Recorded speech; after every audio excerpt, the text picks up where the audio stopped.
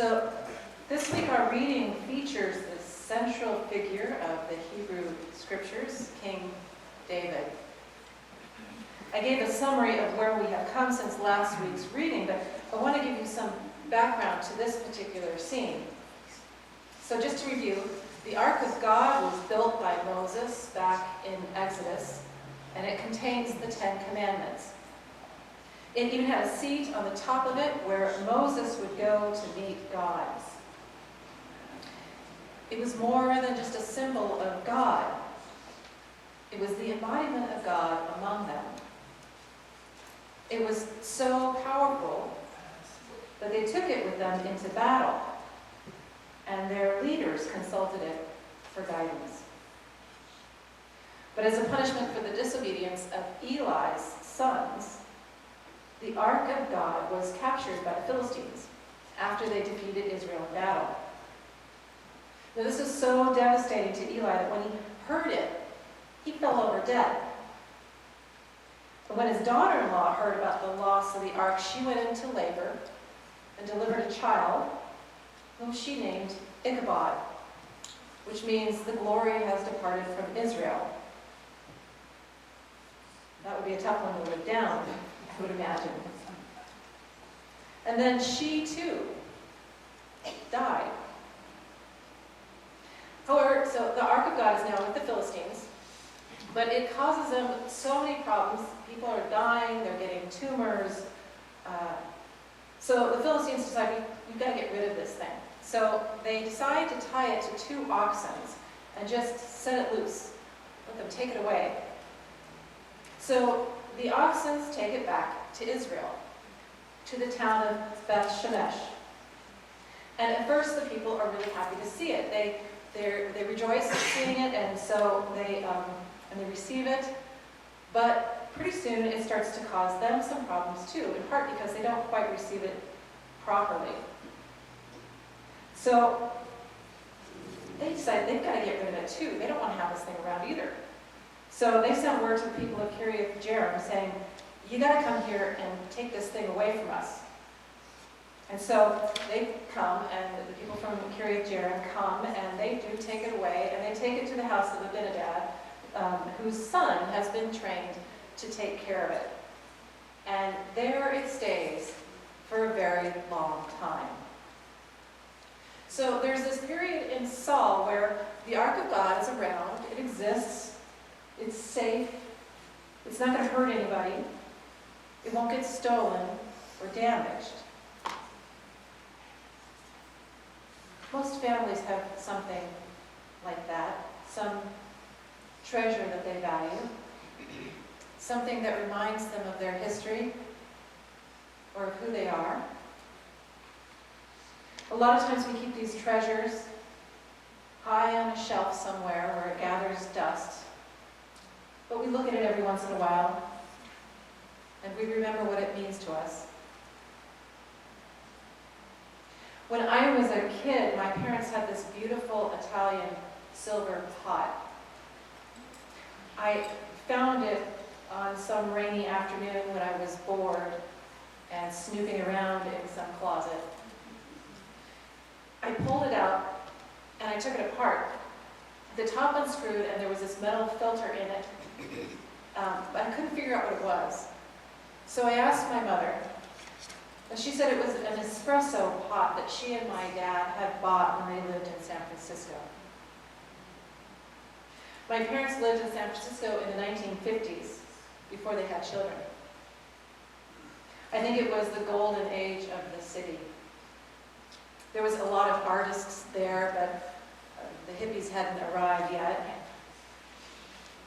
I could tell that even as a child, it was the best years of my parents' marriage, and maybe even the best years of their life. They were young, they were in love, and they had a lot of hope for the future. They lived in an apartment, and my father painted a lot, and my mom walked around the city and went out to visit friends. But that period in their life eventually ended, and their responsibilities began to weigh them down. And they left behind the excitement and enthusiasm of that period of their life. We had a few special items around the house that were from that period. Paintings, vases, books. They were usually kept up high, rarely talked about, and like the espresso pot, never used. But they said something about my parents, something that I had never seen of them in person, something that had gone to sleep years before I arrived. The Ark of God was kind of like that espresso pot. It was stored away and forgotten. Something from the past that had fallen out of use. I imagine that the thought of it reminded Israel of what they used to be, but weren't anymore. It might have even caused them some pain. And maybe this is the reason why Saul didn't consult it during his reign. But the Ark of God was not a trinket or an espresso pot. It was the very essence of God itself. So in this sense, these passages tell us about how God is restored to Israel. In the first reading this morning, we're told about how David unifies the northern and the southern kingdoms. How does he do this? How is he able to accomplish what Saul absolutely cannot? Well, it's not because he's talented, though he is very talented. And it's not because he's brave, though he is very brave. And it's not because he's charming, though he is very charming. No, he's able to restore Israel because God is with him. Let me explain. When Saul's army is frozen with fear at the sight of the giant Goliath, David, the shepherd, comes on the scene. And he says with utter indignation, who does he think he is, challenging the armies of the living God? And when given the opportunity to kill Saul and take over as king, he refuses, saying, Saul is the anointed one of God. David sees God where others have lost sight of him. He knows God where others have forgotten. And he relies upon God where others have moved on and left God far behind. In our second reading, we see that once he is king, David goes back to the town where the ark was being stored.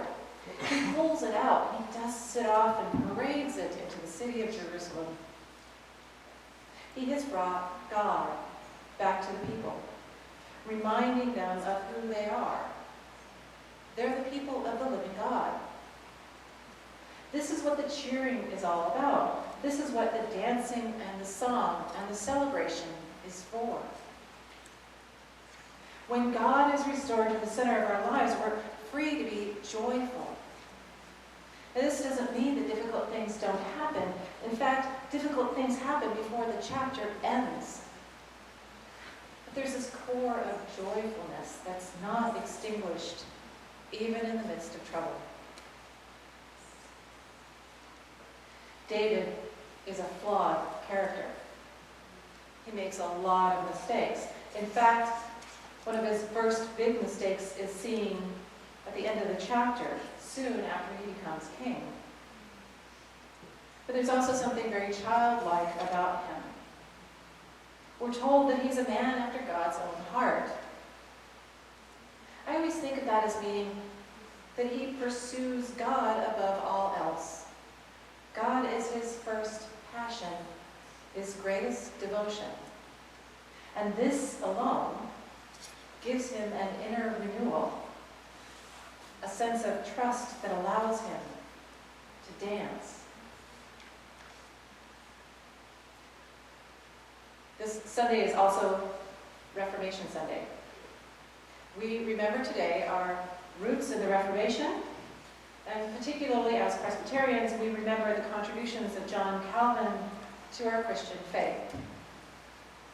Now, at first glance, it doesn't seem as if there's much of a connection between King David dancing unselfconsciously before God and our staid, serious Calvin.